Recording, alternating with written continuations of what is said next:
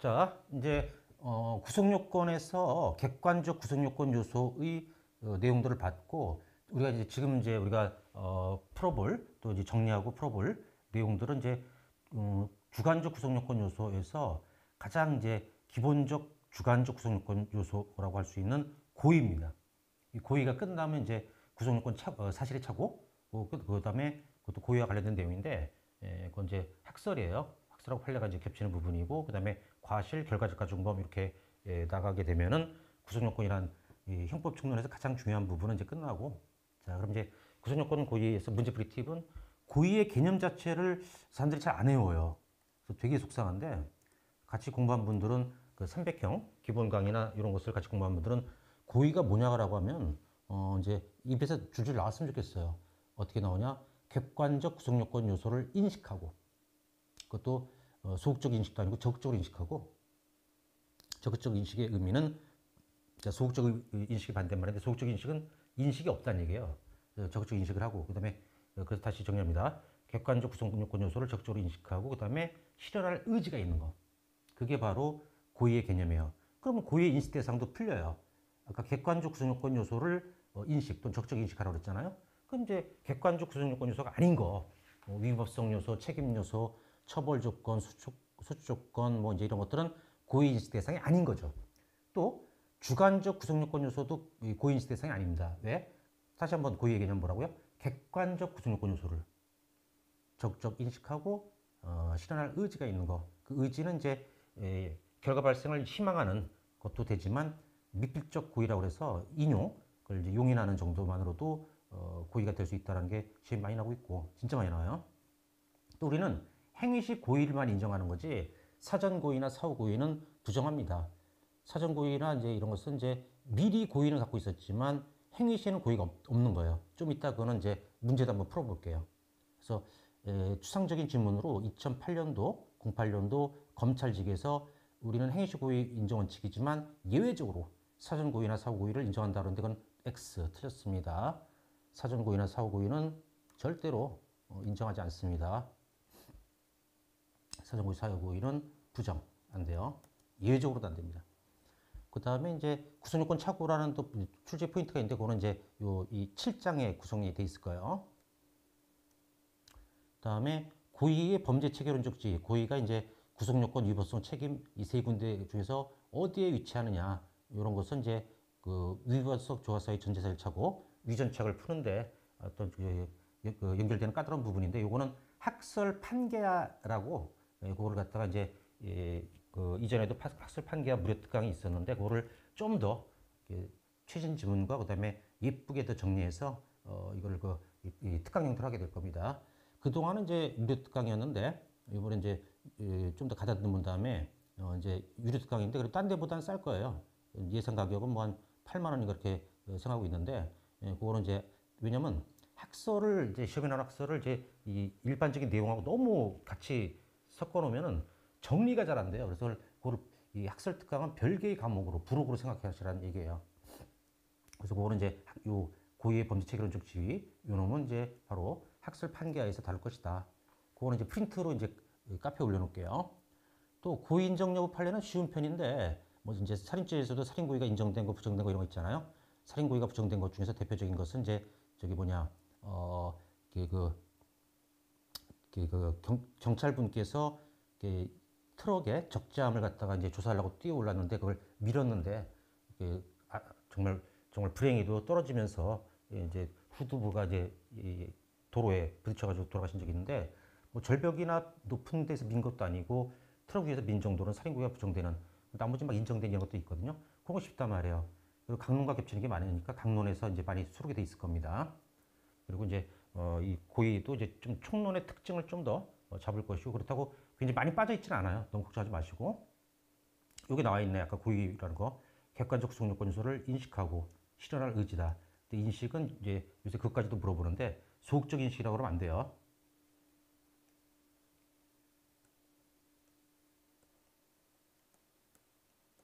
소극적 인식이란 말은요, 이게 인식이 없다는 얘기예요. 그걸 인식이 없다. 그럼 큰일 나죠. 인식이 있어야 되니까. 그리고 이제 실현할 의지. 그 의지는 이제 결과 발생을 희망하는 거. 예를 들어서 살인 고의라면 꼭 죽이고 싶다고 되지만 죽어도 할 수 없다라고 이제 받아들이는 그게 용인이죠. 또 인용이라고도 하고. 그래서 이제 고의라는 게 얼마나 중요하냐면 이제 죄명 결정하는 게 이 고의죠 주로 범죄의 방향. 그래서 이제 칼로 찔렀는데 피해자가 피했어. 안 맞았어. 그거랑 이제 반사신경이 좋아가지고. 그때 살인고의라고 인정이 되면 살인 미수가 될 것이요. 상해고의, 특상해 고의라고 하면 이제 특상해 미수가 되는 그런 식으로 될 거란 말이야. 그래서 죄명 결정하는 핵심적인 게 고의고, 또 이제 과실과 더불어서 기본적, 주관적, 구성요건을 하고, 또 인적 행위 불법 또는 이제 행위 방가치란 말을 우리가 하죠. 나쁜 행위. 예, 거기서 이제 핵심은 고의입니다. 그래서 이제 살인 고의가 상해 고의보다는 더 행위 방가치가 크죠. 더 나쁜 행위란 얘기예요. 그러니까. 자, 그럼 문제 잠깐 요 관련된 거 풀어보면은 고의는 객관적입니다. 구성요건 요소에 관한 인식과 구성요건 실현을 위한 의사를 말하며 의사나 의지는 같은 말이에요. 그 다음에 형법 13조에 의하면 고의가 인정되지 않는 경우 원칙적으로 처벌되지 않는다. 맞습니다. 우리는 고의범 처벌이 원칙이죠. 그래서 13조 조문에 의하면 이제 고의가 없을 땐 벌하지 않는데 다만 특별한 규정, 즉 과실범 규정이 있을 땐 그렇지 않다. 그래서 처벌할 수 있다는 게 있고 형법상의 과실범은 9개밖에 없고 외우기도 좋아요. 그래서 교실 폭이 1m인데 사장님이 뿡 가스 낀 건 실수다 이렇게 외우는데 나중에 뭐 과실에서 볼게요. 다시 한번 맞고 2번은 경영상의 판단과 관련하여 기업의 경영자에게 배임의 고의가 있었는지 따져볼 때 배임죄도 이제 당연히 그 고의범이죠. 판단하면서 일반적인 업무상 배임죄에 있어서 고의 입증 방법과 마찬가지 범위가 적용되어야 하면 물론이지만 단순히 본인에게 손해가 발생했다는 여기서 본인은 일반인들이 자꾸 이제 실수하는데 범인이 아니에요. 이 본인은 피고인이나 범인이 아니라 이제 어떤 계약 관계에서 내가 일한 효과를 가져가는 쪽. 그러니까 이제 직원이 일하면 누가 그 효과를 가져가요? 회사가, 법인이. 그게 본인은 바로 그때 법인체가 되는 거예요, 회사가. 그래서 그 결과만으로 책임 묻거나 주의 의무를 소홀한 과실이 있다는 이유로 책임 물을 수는 없다. 그렇죠. 이것도 이제 검찰에서 나왔고, 근데 이제 과실범이 아니니까 과실이 있다고 해서 바로 책임 물을 수는 없다는 건 너무 맞는 얘기죠. 고의범이니까 이제 과실범 우리가 또 외울 거고. 최근 검찰에서 나왔는데 뭐 어려운 얘기는 아니고 그 배임죄는 다시 말하면 과실범이 아니다 이랑 같은 얘기예요. 그 다음에 3번 행정상의 단속을 주관하라는 법 위반 행위. 그래서 이제 행정법 위반입니다. 과실범 처벌 규정은 없으나 해석상 과실의 범도 벌할 것이 명확한 경우에도 형법의 원칙에 따라 고의가 있어야 벌할 수 있다. 틀렸습니다. 이건 낚이기 좋아요. 그래서 출제연이 잔인하게 되는데 진짜 오리지널 판례 문장은 행정상의 단속을 주관하라는 법규라 하더라도 명문 규정이 있거나 그러면 이 과실 무슨 죄 이런 게 있는 거예요. 그렇거나 아니면 해석상 규정이 아예 있는 거고 이런 해석상도 돼요. 해석상 과실범도 벌할 듯이 명확한 경우를 제외하고는 고의가 있어 벌할 수 있다니까 여기는 왜 틀렸어 이게? 해석상 과실범도 벌할 듯이 명확한 경우에도 고의가 있어야 이게 틀린 거죠. 그때는 과실도 이런 경우를 제외하는 고의가 있어야 되니까 이 해석상 과실범을 처벌할 듯이 명확한 경우는 과실범을 처벌할 수가 있겠죠. 그래서 틀린 거고 약간 좀 이게 꽈어요. 그래서 이거는 아마 이 당시 자주 나오고 있는데 법행, 채용, 해관, 경관, 승진 등등등 그래서 낚이기 좋으니까 조심. 다음에 근데 시험에서는 이 해설 부분이 더 많이 나와요. 이 문장 자체가. 근데 요거는 꼰 거죠. 이 장난친 거고. 그리고 이 문장 자체는 뭐 이제 300형이 당연히 들어있고 워낙 자주 나오는 빈출이니까. 4번 절도죄에서 재물의 타인성을 오시나요? 이런 경우는 많아요. 최근에도 이제 제가 수업 시간에 들었던 예가 헌법재판소 결정으로 나왔어요.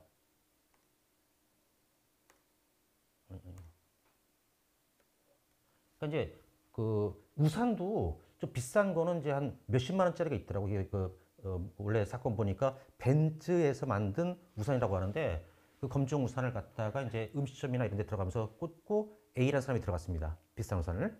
근데 B라는 약간 이제 나이가 많은 분이 자기도 검정 우산을 꽂고 들어갔어요. 그 나오다가 이제 그 B라는 분이 색깔 똑같고 그러니까 무심코 이제 A의 벤츠 우산을 들고 나왔는데 그거를 검찰이 이제 기소유예한 거예요. 기소유예는 무슨 뜻이에요, 이게? 무죄입니까? 아니죠. 혐의도 있지만은 어떤 그 처벌할 정도는 아니다라고 했을 때 검사가 이제 기소유예라는 거기 때문에 그럼 일단은 이제 범죄 혐의는 있다는 얘기잖아. 그러니까 이제 거기서 이 오인한 우산을 자기가 오인한 타인성을 오인한 그분이 헌법재판을 했더라고. 그런데 헌법재판소가 그런 경우에는 이제 절도고의가 없다라고 해야 되기 때문에 기소유예 그 처분은 잘못된 것이다라고 이제 헌법소원을 받아들였어요. 그래서 저도 최근에 사실 그럴 뻔했어요. 뭐냐면 이제 그 현금 자동 인출기 그 국민은행 그쪽에서 이제 검정 우산을 꽂아놓고 나오다가 이제 또 그때 이제 저기 뭐냐 현금도 좀 찾고 그다음에 그 저기 뭐죠 영수증 비슷한 거를 갖다가 이제 그 저 파쇄기에 넣고 나오다가 아무 생각 없이 검정 우산 들었는데 그 옆에 있던 그 할머니께서 그 제 거라 그래가지고 죄송합니다 이런 적이 있거든요. 이거 충분히 있을 수 있어요. 이때는 절도고의가 있겠어요? 남의 건 재물의 타인성 오신했다는 얘기는 자기 거로 오해한 거야 지금. 그래서 그 재물이 자기에게 취득할 것이 허용된 동일한 물건을 오인하고 가져온 경우는 범죄 사실에 대한 인식이 있다고 할 수 없으므로 고의가 인정되지 않는다. 뭐가 없어 이제 객관적 구속요건 요소에서 타인 재물에 대한 인식이 없다는 얘기지. 객관적 구속요건 요소에 대한 인식이 없으면 고의가 없는 거니까. 그래서 이거는 절도고의가 인정되지 않는다는 것은 맞습니다. 근데 이거는 이제 그 평원닭집 고양이 사건이라고 그래서 이 피고인이라는 사람이 다른 데서 빌려가지고 있다가 친구한테 고양이를 빌렸대요. 집에 쥐가 많았나? 그래서 이제 그러다가 잃어버렸대요, 그 고양이를. 근데 한국 고양이는 좀 생긴 게 좀 비슷하죠. 보통 코샷이라고 보통 부르는데 한국 고양이를. 그걸 이제 잘못 알고 가져다가 그 평원닭집이라는 이 고양이 주인이 잡은 거야. 그랬더니 이거 죄송합니다라고 해서 돌려주긴 했는데 신고를 했더니 이 피고인의 특징이 있어요. 이 사람이 저기 그 상습 절도로 여러 번 형을 이제 저기 복역하고 이 당시에는 이제 보호감호가 있던 시절이었거든요. 보호감호란 것은 이제 계속 그 범죄를 반복하거나 이럴 때 시정을 살고 나와서도 청송 보호감호소에 들어가서 7년인가 대기하다 나오는 거. 이거 보호감호 받고 나온 사람이야. 상습 절도 전과자라. 검사가 이건 뭐 절도가 있다고 이제 인정했지만 계속 이 사람은 이제 친구한테 빌린 고양이라고 얘기하고 있고 또 친구가 이제 증인이 된 거야. 그래서 이제 와가지고 고양이 빌려준 적도 있고 또 진짜 이 사람이 이제 오해했다는 고양이가 너무 똑같이 생겼다 내가 봐도. 그래서 이건 고의를 부정한 겁니다. 그래서 이제 최근에 해경 승진하고 우리 경찰 승진해서 나왔고. 근데 이 상습절도이기 때문에 더 이제 검사가 이제 이게 이 고의 인정을 한 거죠. 근데 여러 정황으로 종합해서 봐야 되는데 이건 오해할 만했다라고 봐준 거고 이제 고의가 없다라고. 5번 절도죄의 구성요건에서 재물의 타인성에 관한 착오를 일으킨 경우에 똑같네요. 유해랑 이는 행위 법질서에 대한 관련성에 관한 착오로서 법률의 착오? 큰일 날 소리죠. 구성요건 착오예요. 지금 우리가 하는 건 구성요건이잖아요. 그래서 이제 이 법률의 착오라는 이 부분이 틀렸죠. 구성요건 착오입니다.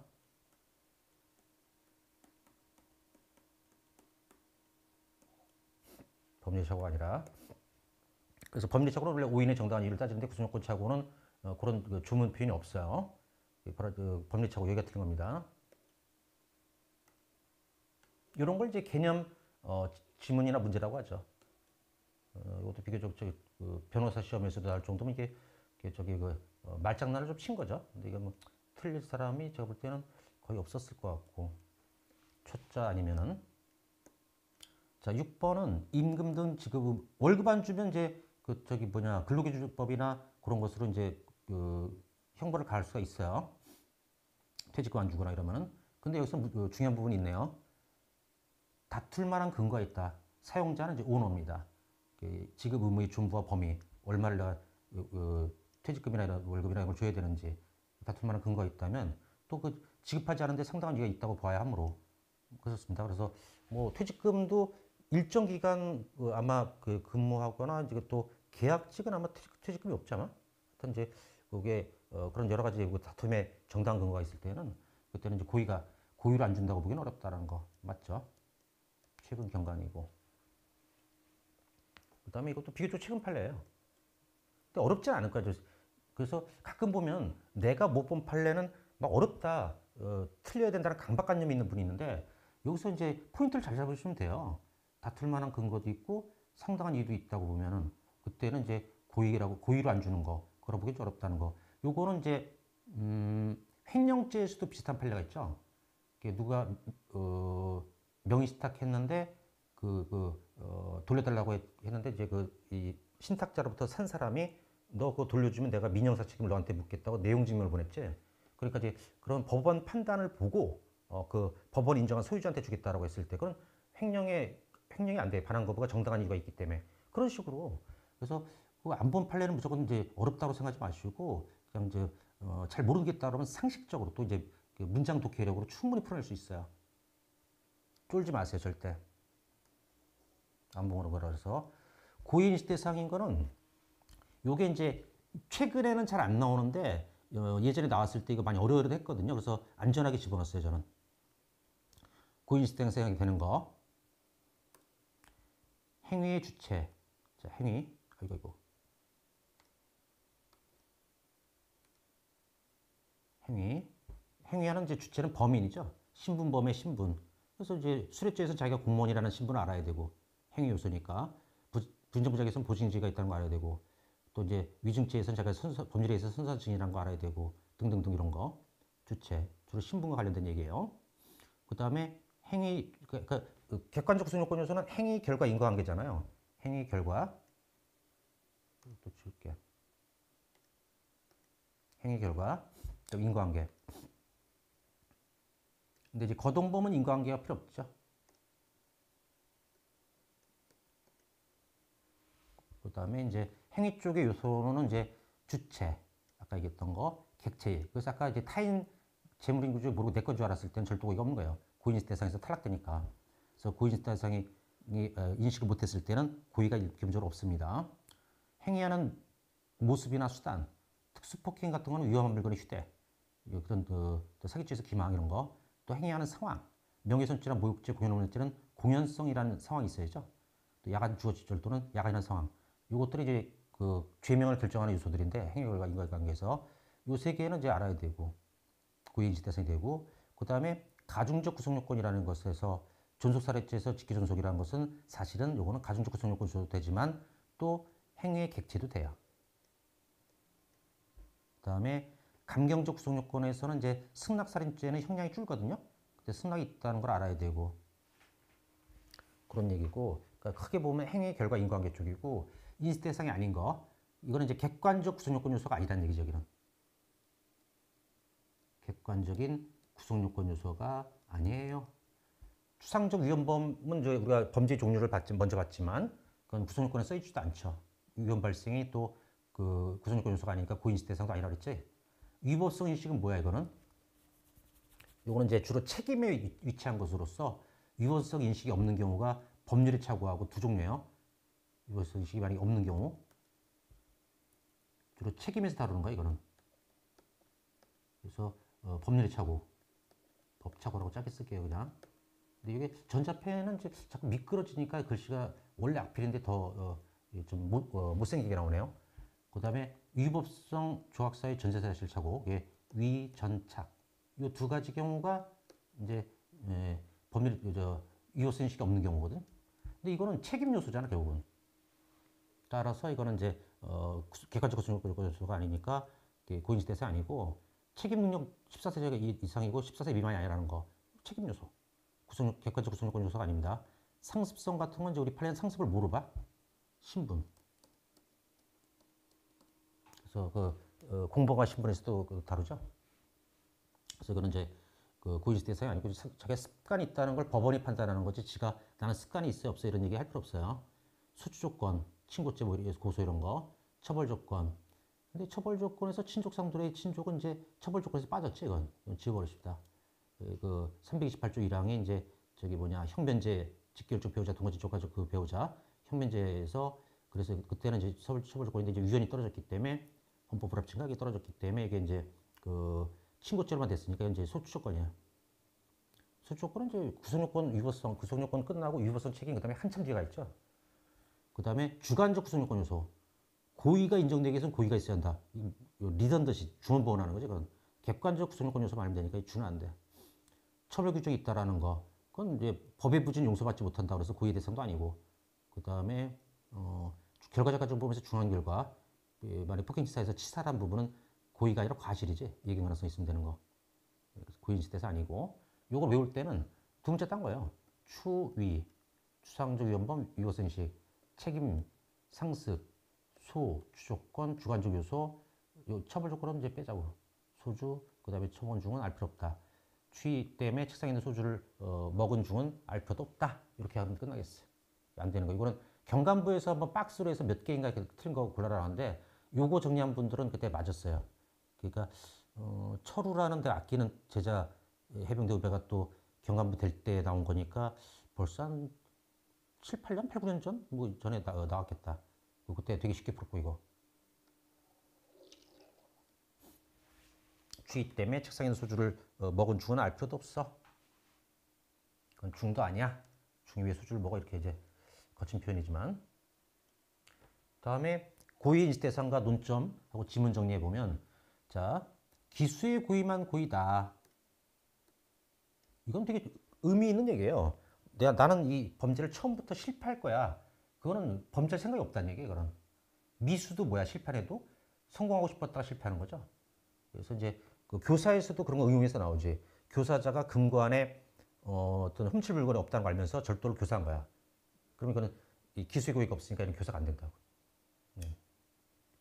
그 다음에 행위시 고의가 있어야 돼요. 우리는 아까 이제 사전고의, 사유고의는 절대 인정 안 한다고 그랬지. 행위할 때 고의가 있어야 되고. 그 다음에 그래서 이것도 한번 얘기해 보면 우산을 남의 걸 내가 모르고 바꿔왔어. 그러니까 음식점에서 아까처럼. 근데 그때는 몰랐어. 행시에는 남의 건지 몰랐어. 근데 집에 가져왔는데 남의 건 줄 알게 된 거야. 그 벤치 그림이 있어. 예를 들어서.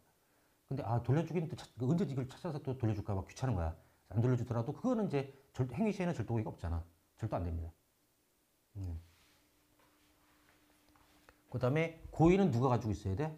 행위자. 그 공판정 들어가면 이제 피고인. 그 사람이 가지고 있어야지.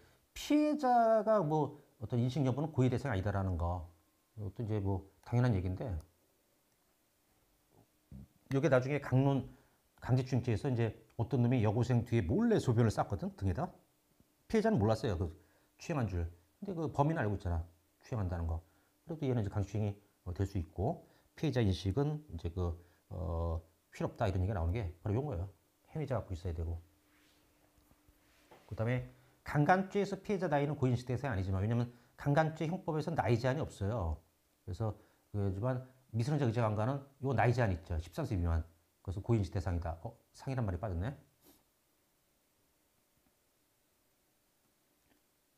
아마 여러분들이 이거 볼 때면은 아마 오탈자가 잡혀 있을 거예요.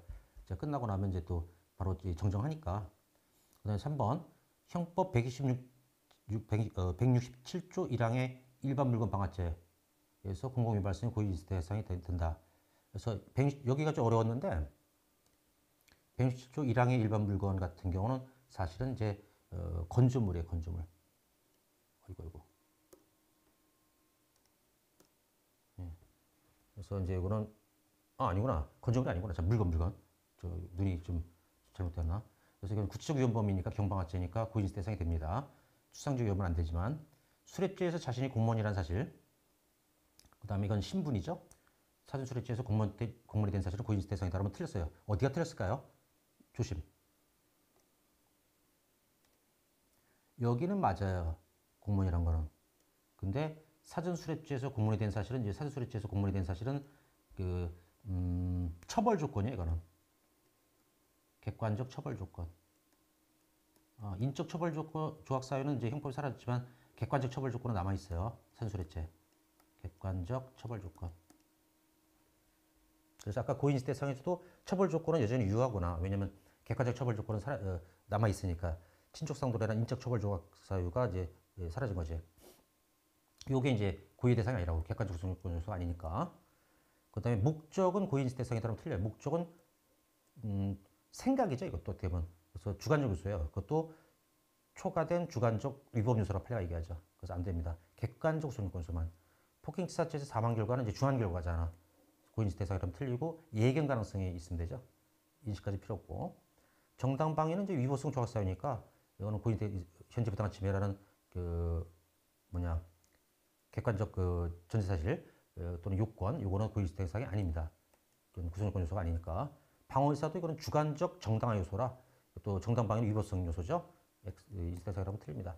고의는 무조건 객관적 구성 요건 요소만. 이거 틀리면 진짜 나쁜 사람이야. 이렇게 가지고 그냥 그 인상 쓰면서 하는데, 옛날에 저 젊었을 때는 이런 거 꼭 암기시키고 싶을 때는 막 칠판 막 치고 그냥 뭐 막 목소리도 막 지르고 막 난리 쳤어요. 이거 틀리면 개새끼다 하면서 이제 어디 가서 내 제자라고 그러지 말고 그 새끼는 호로새끼라고 막 그냥 욕을 했는데, 지금 이제 저 나이 먹고 좀 많이 점잖아진 거고, 또 인강에서 그러기엔 좀 또 이제 어떻게 보면 이제 나이가 좀 있으신 승진준비생들은 좀 어느 정도 나이가 있는데, 그런 분들 앞에서 그냥 그 쌍소리 하기가 좀 그렇고. 그다음에 고의 과실의 종류, 과실 종류도 미리 예습하자고요. 고의 종류도 알아두고, 네 가지 사람의 심리가 있어요. 확정적 고의, 가장 확실한 고의라는 얘기지.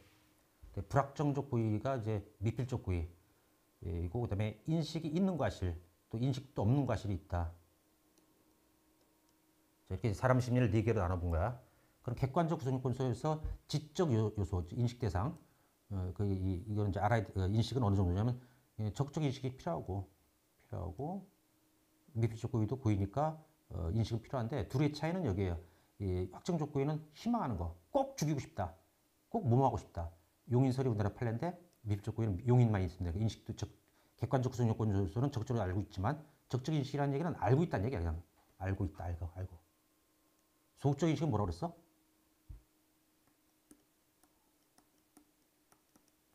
소극적 인식. 요게 이제 인식이 없는 거야, 이게. 그래서 고의란 객관적 구성 요건 요소에 대해서 소극적 인식이 있으면 된다는 건 큰일 소리야, 그거는. 일단 다 인식 있는 과실까지 다 적극적 인식이에요. 인식 알고는 있다는 얘기야. 근데 여기서 이 확정적 고의랑 미필적 고의 차이점은, 여기는 희망, 꼭 모모하고 꼭 모모하고 싶다고, 이거는 죽어도 할 수 없다. 세월호 선장이 이런 심리라고 그랬지. 둘은 일단 불법과 형의 경중에서 똑같고, 확정적 고의라고 해서 형이 일단 세다 그러면 틀려요. 똑같고. 인식 있는 과실은 이제 적적 인식하고, 그다음에 이제 그래서 인식 있는 과실을 예를 들어서 제 동생이 그래도 다행히 아주 교통사고를 안 냈지만, 이제 어렸을 때부터 이게 운전을 빨리 배워가지고 되게 잘하고 성격이 급해요. 우리 안동엽 씨들이 이제 성격들이 급한데, 저만 좀 예외인 것 같아. 좀 아주 급한 성격은 아닌 것 같은데, 저는. 근데 그런 인식이 있는데, 얘는 뭐냐면 이렇게 막 빨리 급추월을 하다 보면 카레이서처럼 막 추월해서 가거든요. 그러다 보면 이제 사고 날 수도 있다. 그런 이제 인식하고 있어. 근데 자기는 베테랑이고 거의 카레이서 수준이니까 설마 내가 사고가 내겠어, 이런 거. 그러니까 실현 의지가 없는 거야. 설마 내가 사고 내겠어? 자, 그러면 미필적 고의하고 인식 있는 과실의 차이점은 뭐예요? 인식은 둘이 똑같잖아. 인식은 둘 다 있지? 용인이죠, 용인. 바로 이게 용인설, 우리 판례. 이것도 기출이에요. 미필적 고의랑 인식 있는 과실을 구별하는 기준은 판례상 무엇인가? 용인 또는 인용. 용인하고 인용은 같은 말이에요. 받아들이는 거. 인식 없는 과실은 그거야. 자기도 모르게 사고 내는 거. 예를 들어서 졸음운전하다 사고 났다, 이런 거. 자기 상황도 모르죠. 아예 인식도 없어요. 의지도 없지만은. 그거. 그다음에 8번. 고의가 성립하기 위해서는 범죄 사실이 발생할 것을 인식한 후에 결과 발생을 희망해야 한다. 희망해도 되지만 안 해도 되잖아. 못가지만 있으면 돼. 이렇게 하면 이제 미필적 고의는 고의가 아닌 게 되니까 희망해야 한다라고 하면은, 이제 어떤 해설에 보면 감행하거나 하려고 하면 족하지. 또 어떻게 보면 이제 용인이란 말이 더 좋아요. 용인하면 되지. 희망까지 필요 없다. 너무 많이 나오니까 제가 할 말이 없어가지고 빈출지문이라고 써놨죠. 너무 많아요. 이 지문은. 그래서 정리. 판례는 확정적 고의뿐만 아니라 미필적 고의도 고의를 보며, 초과 주관적 요소인 목적도 미필적으로 족하다. 그래서 이제 목적은 미필적으로 안 된다. 이게 22년도 채용에서 나왔는데, 그것도 틀린 사람이 있다 그랬지. 되게 안타까웠는데, 이것도 빈출이에요. 이거 틀리면 그 개새끼, 하여튼 제가 아주 나쁜 사람이야. 예. 걔는 아무 잘못 없죠. 귀엽고 호쌍새입니다. 아주 호로쌍놈의 새끼예요, 이거는. 그래서 형법에서 이거는 미필적으로 부족하다, 안 된다면 무조건 틀린 거예요. 이거는 미필적으로 된다고 맞고, 약속이에요. 이렇게까지 얘기하는데 틀린 사람은 나중에 시험 끝나고 나서 벽 보고 이제 반성하십시오. 신체 중요 부위 잡고 벽 보고 반성하세요. 9번. 신체 주요기라니까 또 오해하지 말고 머리 잡고 반성하라고. 9번. 재물 손괴, 손괴죄의 범위, 고의를 인정함이 있으면 반드시 계획적인 것이 있거나 계획적인 의도, 그 다음에 적극 희망해 하는 것은 아니고 소유자 의사에 반하여 효용을 선택해 하는 데 인식이 있으면 된다. 맞습니다. 그리고 이거는 이제 그 강론에서 또 들어있는데 이게 무슨 얘기냐면 계획적인 고의 이것을 갖다가 1급 고의라고 해요. 미국은 영미법계는. 그 다음에 우발적인 경우 우발적 고의를 2급 고의라고 하고 살인 죄명도 달라. 1급 살인, 2급 살인 이런 식으로. 근데 우리나라는 이걸 구별 안 하기 때문에 우발적도 고의가 되거든 그냥. 따라서 꼭 계획적이 된다는 얘기는 반드시 계획적은 절대 안 되는 거예요. 영미법계 얘기고 그런 1급 살인이 되려면 영미법계는 그렇게 시험에 나오겠지. 1급 살인이 되기 위해서는 계획적인 고의가 있어야 된다고. 근데 우리나라는 그게 안 돼. 필요 없어. 네. 그래서 그런 거 필요 없고 또 희망까지도 필요 없지. 용인만 있어도 되니까 미필적 고의. 결국 이걸 압축하면 미필적 고의로도 된다. 이겁니다. 또 계획적 고의일 필요도 없다. 다음 10번. 무고죄의 형사처분, 형사 또는 징계처분을 받게 할 목적. 고의는 아니죠. 이건 목적인데 취지가 같으니까 넣은 거야. 그래서 희망하는 의사를 필요로 한다? 그러면 미필적 목적이 안 되잖아. 또 틀렸죠. 목적도 미필적이면 되거든. 많이 나오죠. 그 다음에 미필적 고의하고 인식 있는 과실의 구별. 용인설이 우리나라 판례라는 것이죠. 용인설하고 감수설은 좀 비슷하다고 보고 있어요. 그래서 용인. 내용 및 비판. 여기서 이제 그래서 우리 판례는 미필적 고의 얘기할 때 꼭 뭐가 나오냐면 인식하고 용인이란 말이 나와요. 근데 감수도 용인하고 거의 비슷한 얘기로 여기서 보고 있고. 근데 이제 비판점이 또 있겠죠 아마. 이거는 이제 비판점이 따로 없구나. 가능성설이 이게 욕을 많이 처먹는 학설이에요 이게. 행위자가 가능성만 인식하면 미필적 고의다 그러면 인식이 있는 과실도 그 자기가 제 동생 얘기로 나 같은 베테랑이 설마 사고 내겠어? 그런데 그럼 이제 사고 내는 게 가능은 하잖아. 이게 동생은 이제 그 업무상 과실이 아니라 고의가 돼 버려요. 너무 고의가 넓어지지. 고의가 너무 넓다 이거. 가능성설은. 이 비판점 하나만 알아두자고. 넓다. 개연성설은 그냥 가볍게 보세요. 그리고 우리 판례는 뭐다? 용인설. 비판점도 예를 써놨으니까 어렵지 않을 거예요.